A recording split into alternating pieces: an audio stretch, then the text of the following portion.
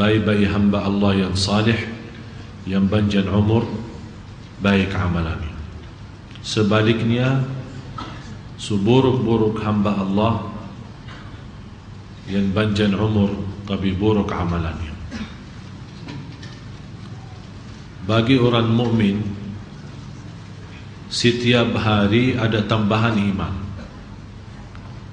setiap hari ada tambahan ilmu, setiap hari dia merasa mendekati Allah Subhanahu wa ta'ala. Itu orang memberikan tanda orang itu cerdas. Kenapa semakin hari? Karena dia merasa semakin hari semakin tua. Semakin tua semakin dewasa. Semakin dewasa semakin pengetahuannya banyak. Semakin pengetahuannya banyak, bertanggung jawabnya akan juga lebih banyak. Oleh karena itu, selalu dia bertingkat seperti ini, bukan hanya tingkat umurnya, tapi juga bertingkat imannya, bertingkat ilmunya, bertingkat juga amalannya. Dan ilmu yang bermanfaat adalah diamalkan. Apalagi kalau kita sampaikan. Bapak Ibu, Islam ini sederhana. Islam ini sederhana. Dalam kesempatan ini, pembahasan kita ciri-ciri hari kiamat yang kecil sudah selesai. Saya tunda pembahasan ciri-ciri hari kiamat yang besar, karena memasuki ciri-ciri hari kiamat yang besar itu sangat menyangkutkan perasaan kita, yang membuat kita benar-benar harus waspada dan harus berhati-hati. Oleh karena itu saya sengaja menundakan ciri-ciri hari kiamat. Apalagi karena Rasulullah SAW menjelaskan, kalau sudah munculnya ciri hari kiamat yang besar seperti tasbih. Kira-kira kalau tasbih kita potongkan talinya, apa yang terjadi? Semua dengan cepatnya habis. Begitu juga ciri hari kiamat yang paling besar atau yang besar, kalau sudah muncul belum bisa terbayang kapan kita sempat taubat.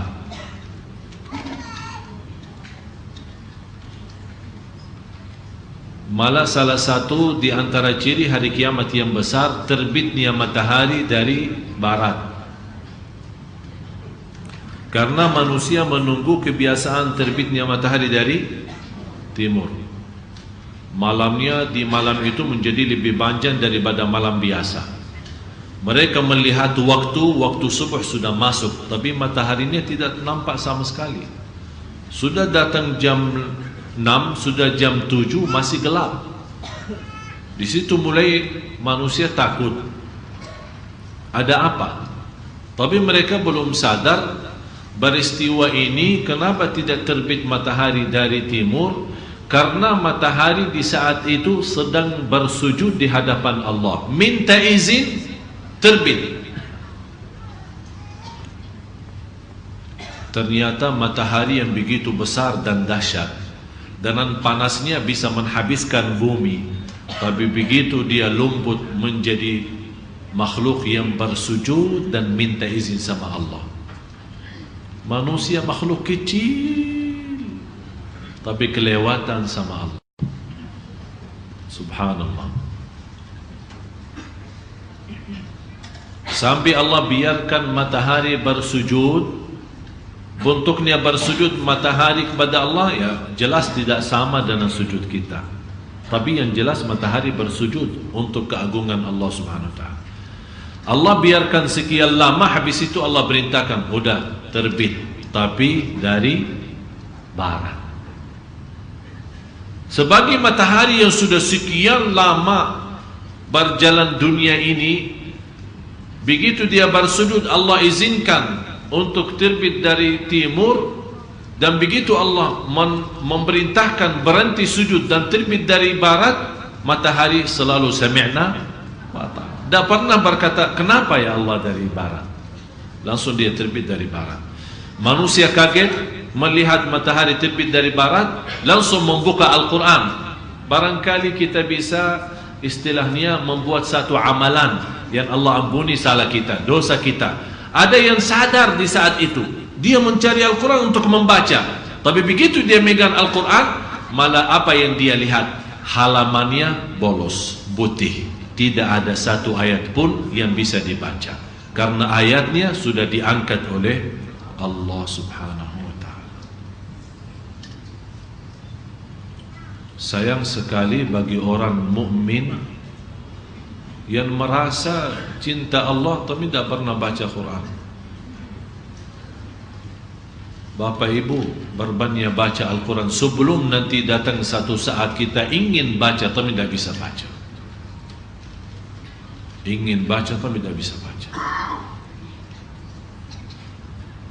Bahagia seorang, saya masih ingat minggu kemarin pas kita sama-sama di sini di hari Rabu. Saya sebenarnya selama di Indonesia di dalam majlis ta'lim, Rabu kemarin baru saya bisa menghayati mendengar azan. Dan saya memperhatiin jamaah waktu pas mendengar azan, perhatian 90% perhatiannya kepada azan. Salat pun kita di saat itu karena perhatian kita lahir batin kepada azan, mendengar azan sampai selesai, kemudian salat atau doa azan, kemudian begitu kita salat isya, subhanallah terasa kekhusyuan kita. Ternyata manfaat untuk menghayati dan khusyuk dalam salat itu mulai dari azan. Dan saya harap Rabu ini juga sama, malah lebih indah. Kalau sudah mendengar azan, tolong jangan berbisik-bisik. Tutup mulutnya, buka hati dan telinga cukup. Mendengar azan tidak perlu bagi lidah, telinga yang mendengar. Udah kita tutup.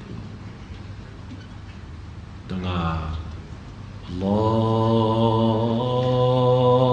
Akbar, Allahu Akbar. Begitu kita mendengar azan, hati kita yang rasa Allah Maha Esa. Nikmati jamaah sekalian, hidup kita di dunia sebentar. Ini yang sebentar kalau tidak bisa nikmati, apalagi yang selama-lamanya. Nikmati yang sebentar ini biar Allah kekalkan kenikmatan nanti di akhirat. Begitu selesai azan, angkat tangannya berdoa. Habis salawat kepada Nabi Muhammad SAW, Allahumma rabba hadhihi da'wati tammah was salatil qa'imah. Dan habis doa sampai innaka la tukhliful mi'ad. Silahkan doa apa saja, karena di situ Allah kabulkan doa, malah termasuk doa yang tidak tertolak. Doa tidak tertolak antara azan dan iqamah. Sepanjang hari kita cukup ngomong banyak, berkata-kata banyak, baik dan buruk. Masa kita dalam sebentar saja, dan gara-gara lidah kita berkata-kata di dalam masjid malah menghapus amalan saleh kita. Kenapa? Kenapa kita rugi banyak? Kalau kita bangkrut dalam usaha dunia, merasa sakit hati dan kesal. Bagaimana supaya bisa kita bangkit dan berusaha lagi? Apalagi kalau kita merugi amal saleh kita yang selama ini kita capek beramal saleh, tapi satu kata bisa menghanguskan semua amal saleh kita. Nauzubillah. Oleh karena itu, jamaah sekalian, jangan kita menjadi orang bodoh terhadap amal saleh kita. Ini amal saleh yang kita telah berjuangkan, ini sangat berharga bagi kita. Dan kita selalu berdoa, ya Allah terimalah salat saya, ya Allah terimalah doa saya, ya Allah terimalah nawaitu i'tikaf saya dari maghrib sampai malam. Walaupun kita tidak sebut kata nawaitu i'tikaf, tapi terhitung selama kita duduk di masjid, terhitung ibadah. malah didoakan oleh malaikat, ya Allah ampunilah, ya Allah rahmatilah, sampai selama kita masih ada di dalam majlis itu. Ini yang kita rasakan. Bapak Ibu, kita butuhkan doa malaikat, kita membutuhkan amal saleh kita. Jangan sampai sia-sia. Jangan kita menjadi orang amilatun nasibah, bekerja keras amal saleh, tasla naran hamiyah, masuk neraka. Kenapa bekerja keras amal saleh tapi masuk neraka? Karena dalam satu kata saja hancur semua amal saleh itu. Na'udzubillah. Bapak Ibu yang dimuliakan Allah Subhanahu wa taala, saya memberikan 3 amalan. InsyaAllah sederhana sekali, tapi manfaatnya luar biasa. Manfaatnya luar biasa. Yang pertama, usahakan menenangkan hati orang tua. Bagaimana kita bisa membuat hati orang tua senang? Kira-kira dia suka berpakaian apa, kita belanja berpakaian itu, kita hadiahkan. Dia suka makan apa, kita buat kejutan dengan kesukaan makanan itu. Dia suka apa saja, kita datangi membawa kesukaannya dia. Atau kita bisa hari kita sibuk atau hari kita kosong, tidak ada kegiatan, kita bisa bawa beliau, ibu kita, bapak kita untuk jalan-jalan. Berdua sambil ngobrol. Mau bawa kemana anakku? Tidak ada. Saya mau senang-senang sama ayah, saya senang-senang sama ibu. Untuk bersenang-senang saja. Subhanallah, amalan ini yang membuat hati ibu kita senang, akan Allah balas kesenangan kita dunia akhirat. Itu jangan main-main.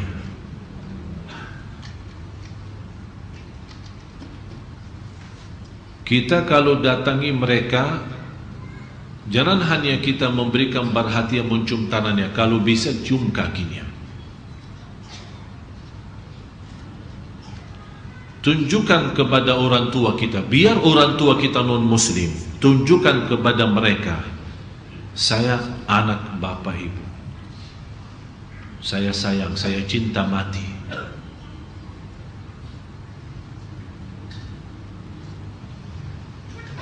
Untuk orang tua terlibat segala amal ibadah kita diterima atau ditolak sesuai keridhaan orang tua.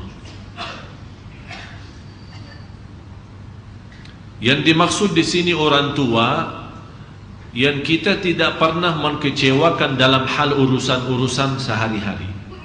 Tapi kalau orang tua memerintahkan kita untuk berlaku sesuatu melanggar agama kita atau maksiat kepada Allah, mohon maaf, tidak ada sami'na wa ta'na, tapi tetap mengucapkan yang baik, menjaga perasaan mereka. Dan ingat, semua dosa dan maksiat akan ditunda oleh Allah hukumannya di hari kiamat, kecuali 2 dosa. Akan Allah dahulukan azab di dunia, dan di kubur nanti di akhirat lebih besar lagi.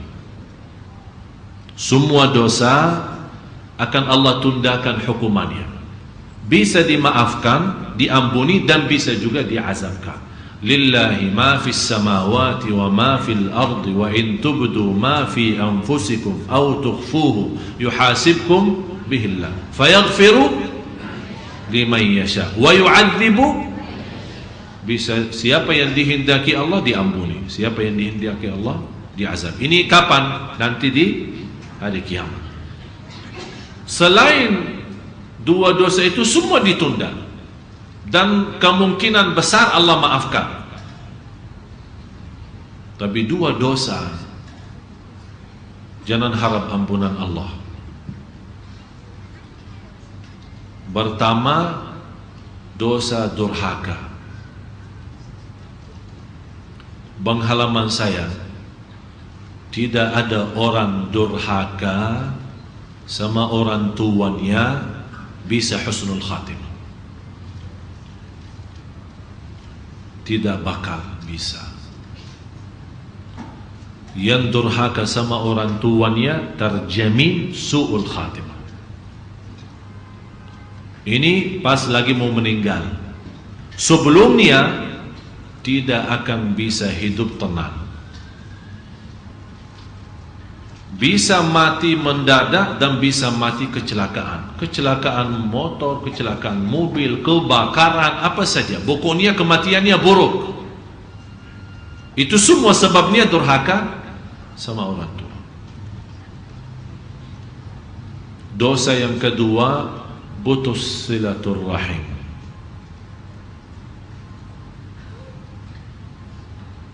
Silaturrahim salah satu amalan ibadah seperti salat. Salat bunya tali kepada Allah. Kalau salat kita berhenti, berarti tali itu putus hubungan kita sama Allah. Jangan harap bisa diterima umrah kita, haji kita kalau salat dah ada. Karena salat itu talinya, baru muncul amal-amal yang lain. Kalau talinya terputus, berarti jangan harap ada hubungan baik sama Allah. Begitu juga silaturrahim.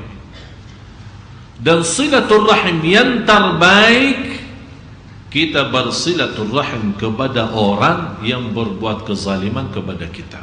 Dan itu hal bukan semua mampu. Kita suka silaturrahim kepada orang yang balas silaturrahim. Dia datang ke rumah kita, kita balas datang ke rumahnya. Dia undang, kita undang. Tapi orang yang tidak pernah respon undang kita, kita tidak mau datangi ke dia. Berarti kita selama ini bersilaturrahim bukan ikhlas, karena kita menunggu sebuah kebaikan. Tapi namanya silaturrahim ikhlas karena Allah. Kita bersilaturrahim biarpun dia memfitnahkan kita, berbuat jahat sama kita, berkata-kata yang tidak baik terhadap kita, tapi kita tetap menjaga silaturrahim karena bukan karena dia. Dan hal itu berat. Inilah yang berat dicintai Allah. Ini sekarang Anda mau yang enak-enak atau yang berat? Yang enak-enak kan? Begitu Anda merasakan keberatan dalam ibadah, malah ditinggalin. Bapak Ibu, Anda mau masuk surga Allah. Masuk surga Allah itu bukan main-main, bukan sembarangan orang. Kalau Anda belum merasakan keberatan untuk menuju ke surga, berarti belum pantas jadi ahli surga. Am hasibtum an tadkhulul jannah walamma ya'lamillahu alladhina jahadu minkum wa ya'lamas sabirin. Apakah Anda kira masuk surga begitu saja? Belum sampai siapa di antara kamu yang benar-benar bersungguh-sungguh sama orang yang benar-benar bersabar? Kalau semuanya sama, berarti mohon maaf, kalau semuanya sama masuk surga, tidak dibedakan, berarti Allah subhanahu wa ta'ala tidak adil. Tapi justru karena adil Allah, bukan dengan enak-enak masuk surga. Mulai masuk surga dalam rahmat Allah. Tapi di dalam surga tidak berlaku rahmat Allah. Yang berlaku apa? Adil Allah. Maksudnya apa? Surga itu bertingkat-tingkat. Yang di posisi bawah, yang dekat pintu, yang dekat jendela, sama yang di posisi atas, itu adil Allah. Kembali kepada perjuangan kita masing-masing. Jadi tidak ada istilah kalau memang saya masuk surga dengan rahmat Allah, ya udah. Kenapa saya capek? Yang membuat kita berusaha capek beramal saleh karena kita mau di tingkat yang tertinggi. Sekarang kalau saya menawarkan dapatkan harta, mau yang sedikit atau yang banyak? Yang banyak kan? Mau rumah satu lantai atau yang bertingkat? Tapi kenapa kalau pas lagi surga, udah nggak apa-apa, dekat jendela aja nggak apa-apa. Harus harapan kita juga tinggi, keinginan. Rasulullah menajarkan kalau kita berdoa minta surga, jangan berkata ya Allah saya mohon surga. Kata Rasul jangan. Kalau minta surga, ya Allah aku mohon al-firdaus al-a'la minal jannah. Apa itu firdaus al-a'la? Tempat yang tertinggi di surgamu ya Allah. Kalau seandainya tidak dapat yang tertinggi, paling di bawahnya lah. Tapi jangan kata orang, ya Allah kalau engkau takdirkan saya tidak masuk surga, tidak apa-apa, saya ikhlas kok. Apaan doa itu? Kalau engkau takdirkan saya tidak masuk surga, tidak apa-apa katanya. Malah yang lebih luar biasa orang berdoa, ya Allah kalau engkau takdirkan saya masuk neraka, tidak apa-apa. A'udzubillah. Itu doa bukan bodoh lagi. Siapa yang berdoa seperti ini? Justru kita takut neraka dan ingin surga. Di atas-atasnya semua itu adalah ridha Allah. Ya Allah aku mohon surga, ya Allah aku mohon firdaus al-a'la, ya Allah aku minta tempat yang tertinggi di surgamu. Jadi maksiat durhaka itu sangat bahaya. Tapi ada pertanyaan, Ustaz, yang punya kesempatan ada orang tuanya, insya Allah kami sudah mengerti, dan kami insya Allah akan usahakan menenangkan hati orang tua kita. Tapi Allah bagi jamaah sebagian yang sudah tidak ada orang tuanya. Bagaimana saya bisa menenangkan hati mereka? Doa. Yang menenangkan hati mereka adalah doa. Saya yakin Bapak Ibu selalu mendoakan orang tua yang sudah meninggal dunia. Yang hidup masih kita mendoakan, apalagi yang sudah. Hampir setiap hari, bisa jadi ada di antara jemaah setiap sujud mendoakan orang tua. Saya tidak pernah bersujud wajib maupun sunnah, pasti saya mendoakan orang tua. Malah saya mendoakan orang tua lebih daripada mendoakan diri sendiri. Ini menjadi wajib seperti nazar saya. Habis subhana rabbiyal a'la, segera saya mendoakan orang tua. Kalau saya makmum, berdoa untuk orang tua sampai imam Allahu Akbar. Kalau saya berdoa sendiri atau salat sendiri, saya mendoakan diri saya sendiri, kemudian orang tua, baru orang-orang yang lain yang meminta didoakan. Bagi orang-orang yang telah orang tuanya mendahului kita, tolong doakan. Tapi doanya ada cara baru. Jangan mendoakan mereka sambil nangis. Itu dulu. Kalau kita mendoakan sambil nangis itu dulu, karena kita merasa banyak kekurangan kita. Tapi kali ini saya minta kita mendoakan orang tua yang telah meninggal dunia sambil kita senyum. Maksudnya apa? Apa hubungan kita senyum sambil berdoa? Karena saat kita senyum, kita merasakan orang tua kita mendengar doa kita, dan mereka senyum karena doa kita. Akhirnya kita merasa kesenyuman orang tua kita, disitulah kita balas dengan senyum juga. Karena semua orang, apalagi anak yang mendoakan orang tuanya, ada malaikat, sebagaimana diriwayat Imam Ahmad dalam musnadnya dan yang lain-lain, ada malaikat punya tugas menantarkan doa kita kepada orang tua kita. Setiap mereka mendengar doa kita, mereka senang dan bangga. Apakah doa anak ke orang tuanya sampai? Jelas sampai. Malah kita semua sudah hafal. Kalau anak Adam mati, terputus amalannya, kecuali di antaranya anak saleh yang. Tapi ada orang bertanya, terus kalau anak yang duluan meninggal, apakah doa bapaknya sampai? Kan ini ada pertanyaan. Ada orang bertanya, ini anak yang mendoakan orang tua, berarti orang tuanya kalau meninggal duluan, anak saleh akan sampai doanya. Tapi kalau terbalik, yang meninggal duluan adalah anak, apakah doa orang tuanya juga sampai? Jelas sampai. Tapi kenapa tidak disebut dalam hadis doa orang tua sampai? Karena secara psikologi manusia pasti orang tua mendoakan anak, tapi belum pasti anak mendoakan orang tua. Oleh karena itu Rasul mewasiatkan anak mendoakan orang tua supaya ada semangat. Karena tidak terjamin anak kita besok mendoakan kita. Tidak ada yang jamin.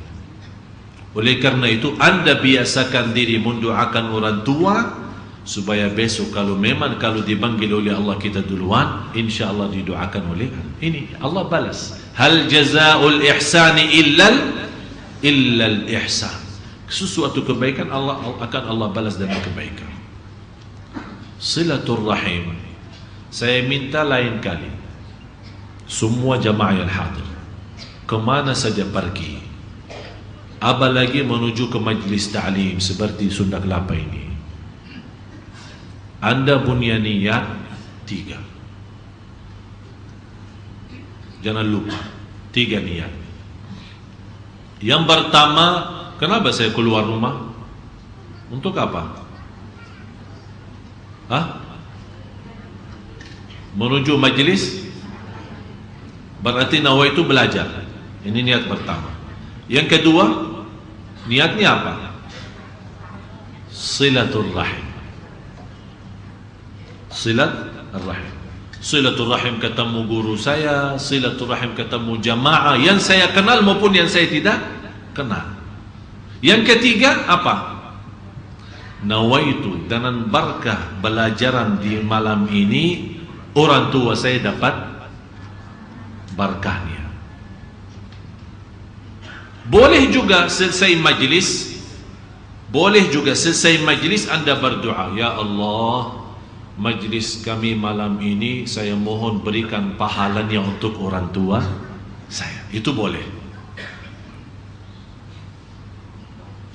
Kalau Anda merasa belum mantap lewat niat untuk orang tua, di akhir majlis sebelum Anda pulang, mau pulang, ya Allah tolong saya duduk di Masjid Sunda Kelapa dari maghrib sampai isya belajar ilmu, ya Allah saya mohon berkah majlis ini, pahala majlis ini sampaikan kepada orang tua saya.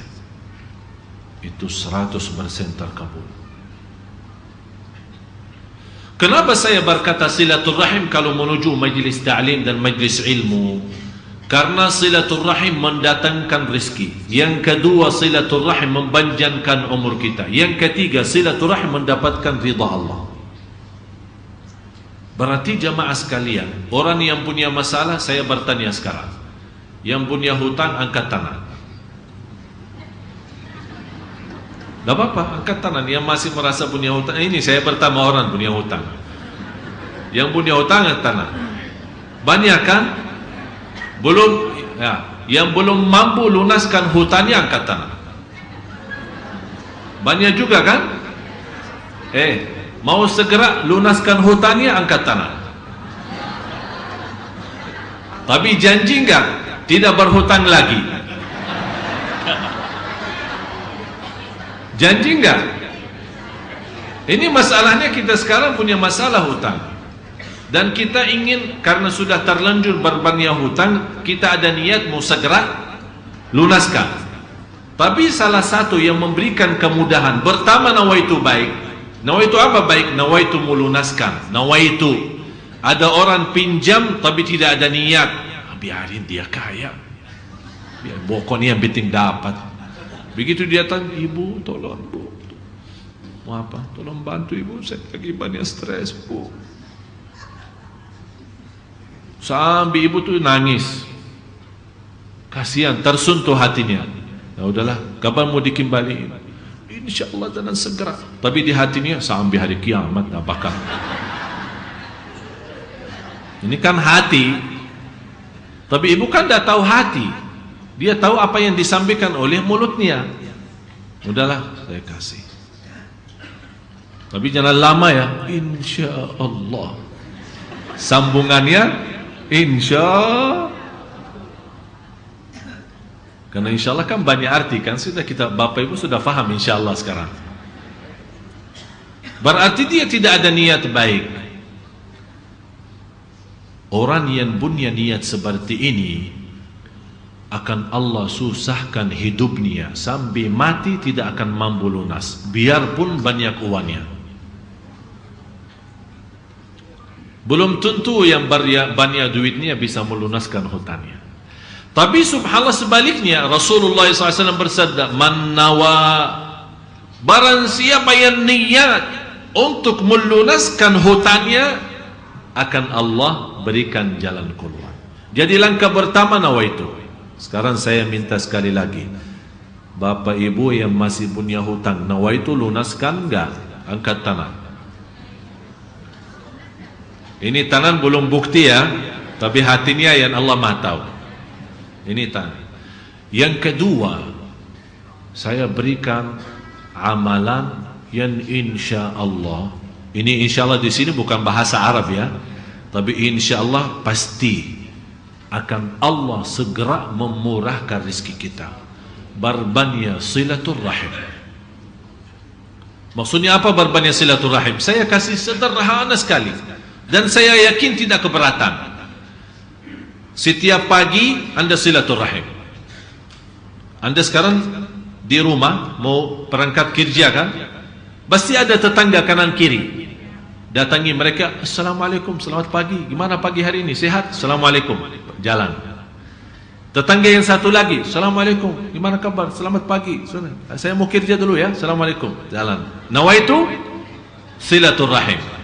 Barang siapa yang silaturrahim di pagi hari didoakan oleh malaikat 70.000, ya Allah ampunilah, ya Allah rahmatilah, ya Allah murahkan rezekinya.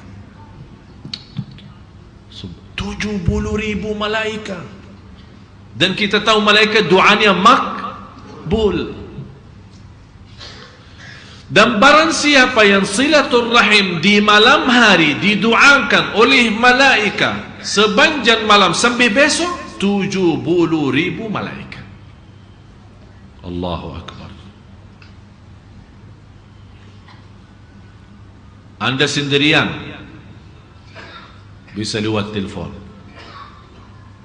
tanpa ada keinginan, kemauan duniawi, angkat, "Assalamualaikum, apa kabar ibu? Sudah lama dah ketemu, sehat ya?" "Ya." "Assalamualaikum, terima kasih."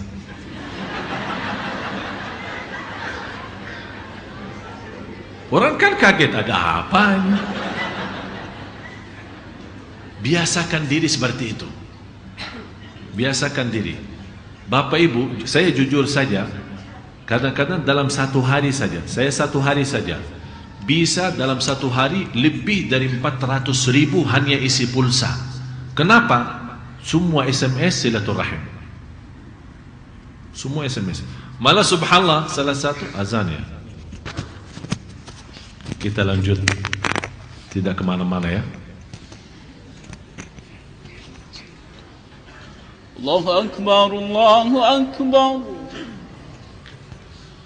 Allahu Akbar,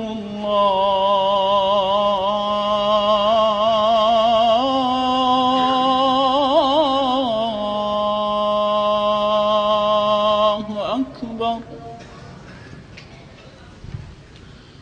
Asyhadu an la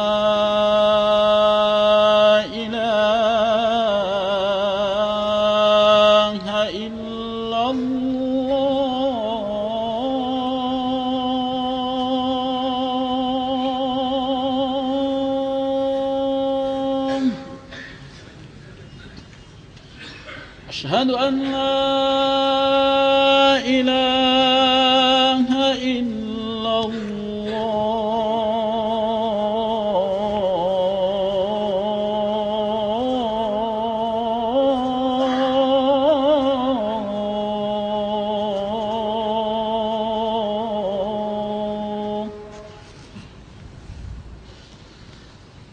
أشهد أن محمد رسول الله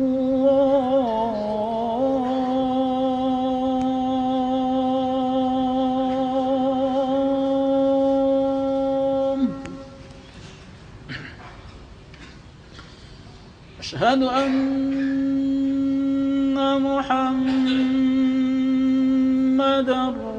رسول الله.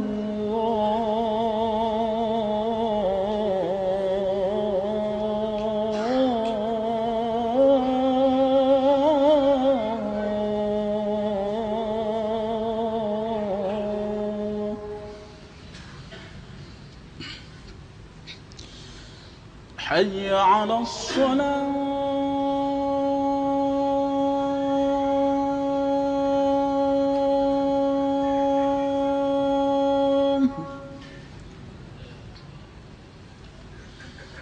حي على الصلاة.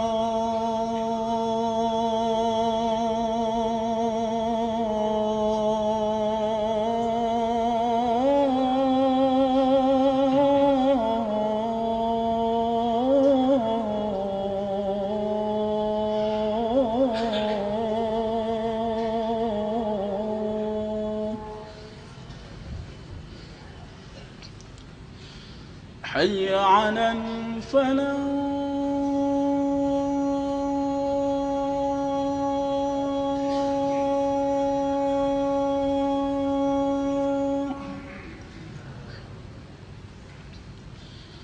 حي على الفلاح.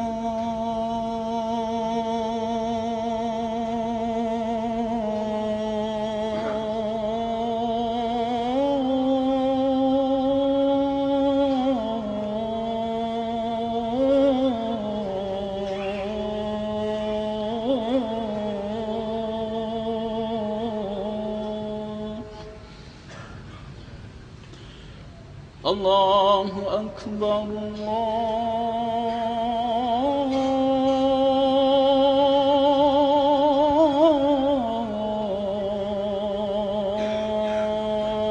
الله أكبر. لا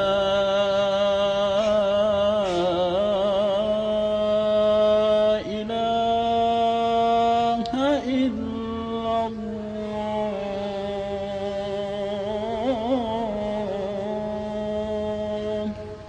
لا إله إلا الله محمد رسول الله صلى الله عليه وسلم.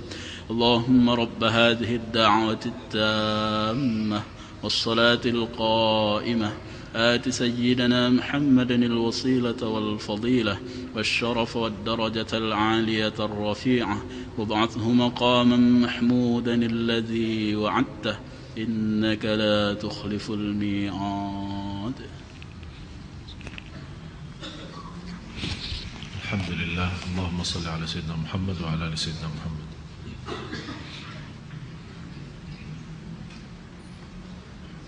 Jadi silaturahim bisa juga lewat HP. Apalagi sekarang kita punya BlackBerry.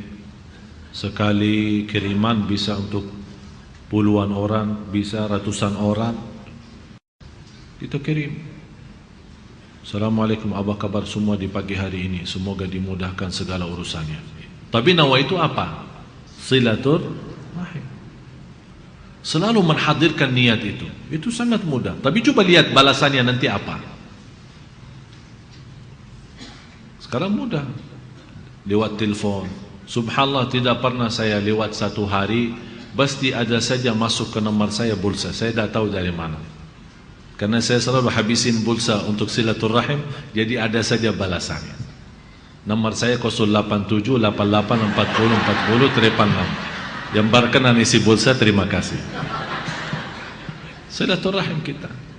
Sama silaturahim. Subhanallah, indah. Itu yang saya namakan surga Allah di dunia. Barang siapa yang masuk surga Allah di dunia, pasti masuk surga Allah di akhirat. Karena kita kan hidup sebentar. Apalagi silaturahim orang tua kita yang jauh-jauh dari kita, paman kita, siapa keluarga kita. Karena kita misal di Jakarta, mereka di kampung, kita angkat telepon. Tak sampai 1 menit. Assalamualaikum, apa kabar? Semua sehat? Alhamdulillah. Saya cuma mendengar suaranya rindu. Assalamualaikum. Biasakan. Jadi ini menjadi amalan kebiasaan kita. Jadi jangan menjadi kebiasaan kita saat pas lagi butuh kita silaturahim. Tidak, kita biasakan diri. Itu sangat bermanfaat. Bukan hanya untuk diri kita, malah juga bisa menenangkan hati orang lain. Ada satu orang, ini ada satu cerita, suka selalu telepon, niatnya silaturahim, tapi ke rumah sakit, khususnya kepada yang urus ambulan ya. Kalau ada darurat kan kita telepon ambulan ya. Ambulan ada orang sakit atau kecelakaan apa, dia selalu setiap hari telepon ke kantor ambulan yang ada di rumah sakit, bagian ambulan. Assalamualaikum, apa kabar, sehat? Ada yang saya bisa bantu? Tidak, terima kasih, cuma saya mau silaturahim. Besoknya begitu, halo, assalamualaikum, apa kabar? Ini ambulan ya? Ya. Apa kabar, sehat? Ada apa-apa? Tidak, cuma mau silaturahim.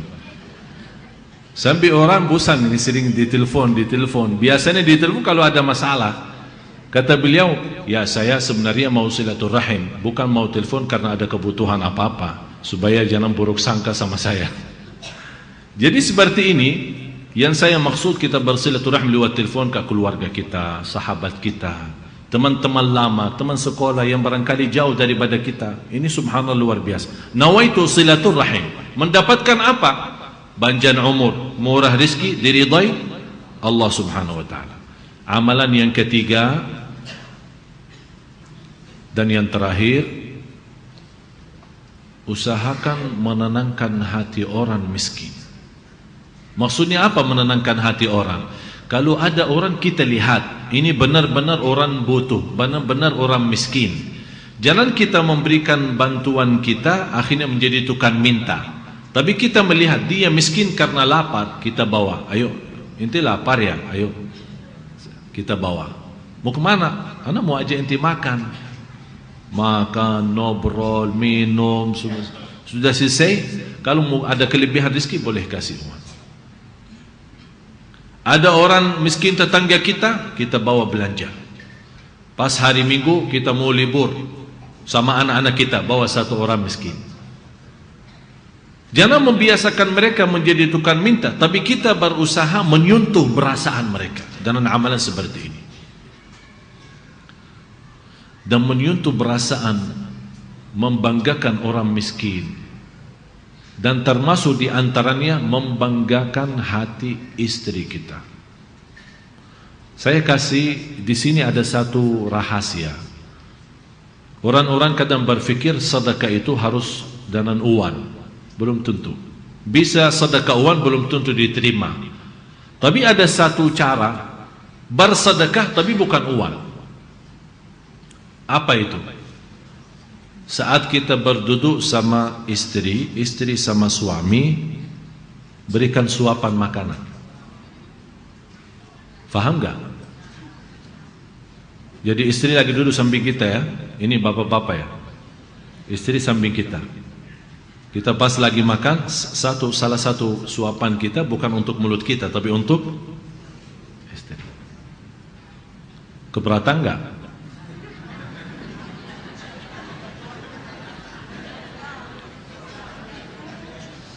Terus kalau ibu-ibu bisa enggak? Pas kita lagi makan nikmati, ini suami di hadapan kita ya, kita kasih suapan. Sayangku, buka. Luar biasa. Rasulullah sallallahu alaihi wasallam bersabda, wa luqmatun fi imra'atika sadaqah. Suapan di dalam mulut istrimu sedekah. Allahumma salli ala sayyidina Muhammad. Tidak ada sesuatu yang menyentuh hati dan menenangkan, sudah disampaikan oleh Rasul. Katanya orang barat yang romantis. Rasul kita sallallahu alaihi wasallam. Pagi bekas minuman istri kita, kopi, teh, apa itu jus, kita megang ini. Manis sekali. Kenapa manis? Saya tidak pakai gula. Ini gara-gara bibirmu ya. Subhanallah. Menyuntuk, tapi nawaitu apa? Sedekah.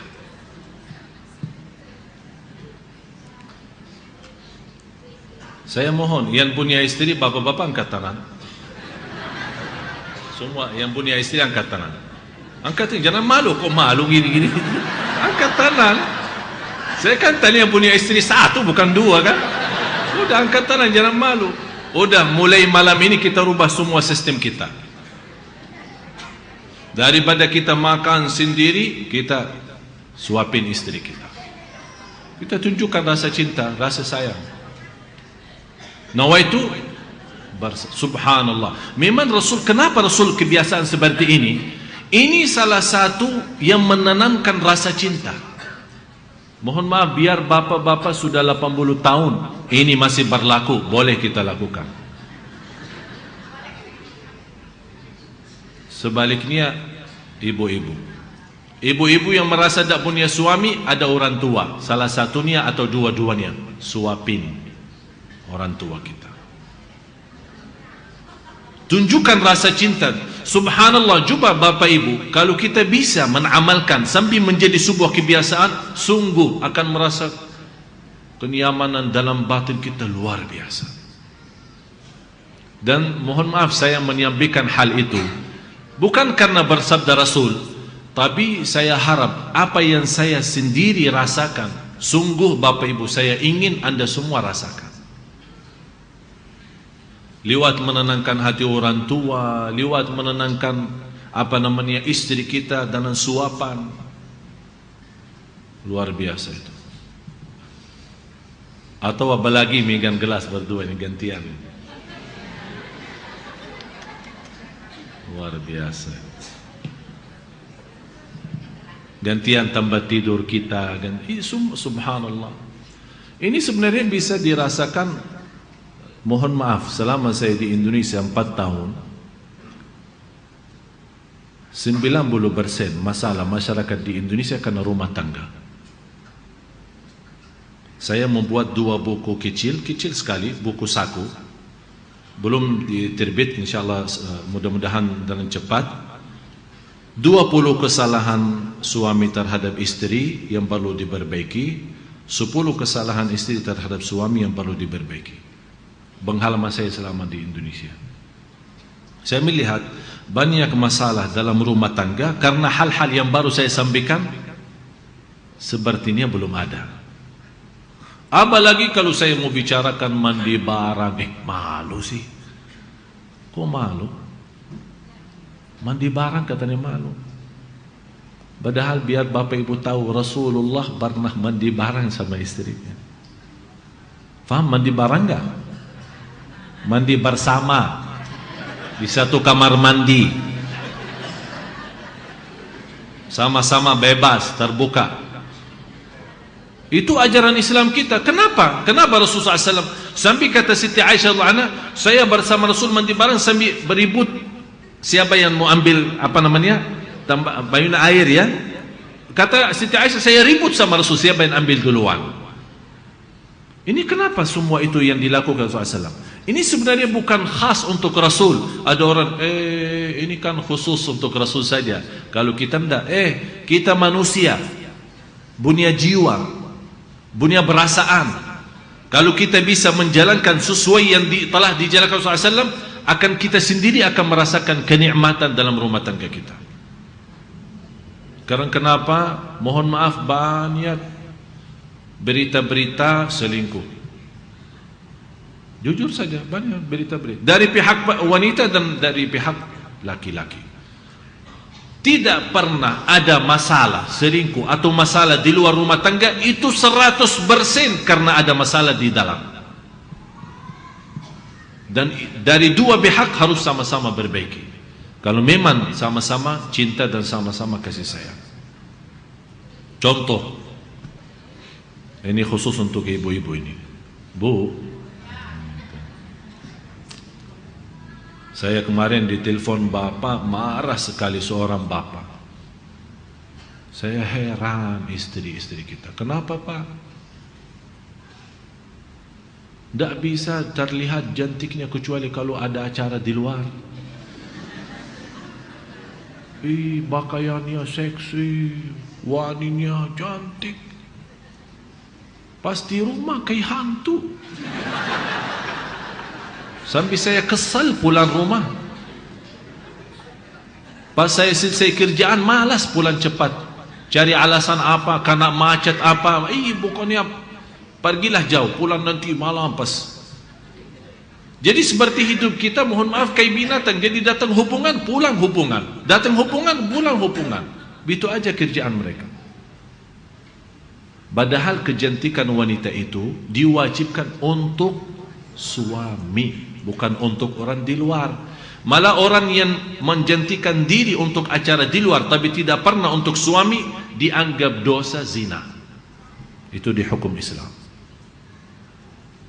Malah dilaknati oleh malaikat sampai dia pulang ke rumahnya.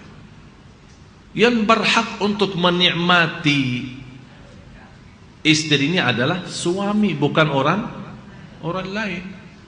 Jangan orang lain melihat karena istrinya bercantik, pakaiannya manis, jadi malah pandangan orang lain, wow. Yang boleh wow itu adalah suami. Biar dia nikmat, wow tapi halal, bukan wow haram.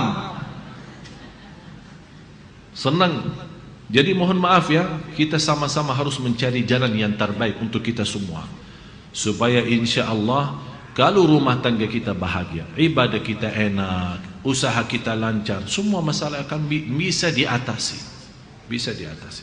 Jadi di pihak kaum wanita betul-betul mempelajari bagaimana kita mensikapi perbuatan kita dalam rumah tangga kita. Saat suami marah, saat suami lagi protes, saat suami lagi pusing karena urusan kerjaan, bagaimana jangan begitu suaminya pulang malah ditambahin stresnya, malah ditambahin marahnya. Harus kita pintar dan pandai mensesuai kondisi dan keadaan kita. Insya Allah dua buku ini, buku saku ini, insya Allah banyak memberikan pelajaran. Tapi tidak boleh seorang laki-laki mempelajari buku perempuan, karena buku perempuan untuk perempuan. Yang saku, buku saku untuk laki-laki, untuk bapak-bapak. Jadi tidak boleh, udah pinjaman tukaran, tidak boleh. Karena di sini ada ilmunya, ada belajarannya, ada rahasia, ada teknisnya, tapi khusus untuk istilahnya menurut saya buku itu adalah macam koreksi diri, muhasabah diri. Karena di situ ada istilah tanya jawab. Jadi yang anda menjawab adalah anda sendiri. Kalau anda berbohong, beranta bohong sama diri sendiri. Kalau anda mau jujur, insya Allah akan dapat jalan yang terbaik untuk mendapatkan kebahagiaan dalam rumah tangga. Mudah-mudahan Bapak Ibu semua yang hadir dalam 3 amalan ini, yang pertama menenangkan hati orang tua kalau mereka sudah meninggal dunia duluan, lewat doa, sambil kita senyum karena kita rasa doa kita sudah sampai ke orang tua kita. Yang kedua, silaturahim, dan saya sudah kasih contohnya, bisa lewat telepon, bisa lewat dengan tetangga kita yang ada di rumah. Apalagi kalau kita bisa membagikan saat silaturahim, membagikan kesenyuman, luar biasa. Jangan tidak, walaupun kita lagi stres, punya masalah, jangan merubah muka atau berbaling muka dengan orang. Bapak lagi pusing ya, senyum. Biar orang lihat kita, Masya Allah ini kayaknya bapak tidak pernah punya masalah. Padahal kita punya masalah sebesar gunung Uhud. Senyum, Masya Allah. Orang bangga lihat senyum kita, bangga.